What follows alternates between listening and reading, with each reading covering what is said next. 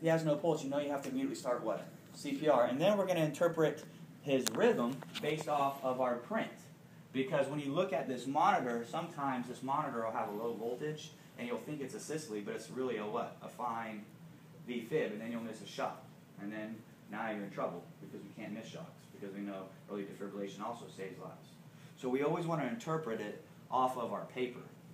So, in theory, yes, we're going to see 5 seconds of chest compressions, right? Because we can't interpret a rhythm when there's chest compressions going on, because you're going to see what? Chest compressions, right? So you're going to see 5 seconds of chest compressions, but the moment he stops, it's already what? It's already printing. So now you don't have to worry about hitting a button, wasting that second or two, wasting the second it takes for 2 seconds to start printing, right? Everything's rolling. So we have literally, right, less than 5 seconds without chest compressions, and then we start. All right? So one more time. When we start CPR now with unresponsive patients, it's CAT. We check for a pulse, and we look for breathing. No pulse, we're immediately cutting it closed and starting CPR. Right? And we don't want to just say CPR. We want to say the rock star answer, right? All right, we're going to start CPR at a compression to ventilation rate of 30 to 2. You're going to compress the chest 1.5 to 2 inches, allowing full chest recoil at least 100 times per minute. The guy on the airway, you're going to squeeze the bag over 1 full second, making sure adequate rise and fall in the chest. Okay, once that's established, we're going to start an IV, and we're going to upgrade the airway, right?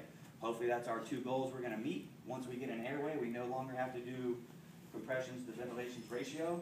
We go to asynchronous, okay? At a minute 50, guy on the airway, find the pulse. Got the pulse? Yes, sir. Guy on, at a minute 55, guy on the monitor, hit print. It's printing. At exactly 2 minutes, stop CPR. Do I have a pulse? Yes or no? All right. If it's no, rotate, immediately start CPR. Now I'm going to go here and interpret, because I have to know if it's shockable or non-shockable, right? If it's shockable, if we're in, what are the 2 shockable rhythms? V-fib, pulse attack. Okay? You're going to charge the monitor while they're doing compressions. All right, we don't have to stop. Remember, we never want to stop compressions if we don't have to. So we're going to charge the monitor, right? The 200 joules on a biphasic monitor. After it's charged, that's when we say, I'm clear, you're clear, we're all clear. And when everyone's clear, we'll shock. And then go right back into our 2 minutes of CPR. Okay?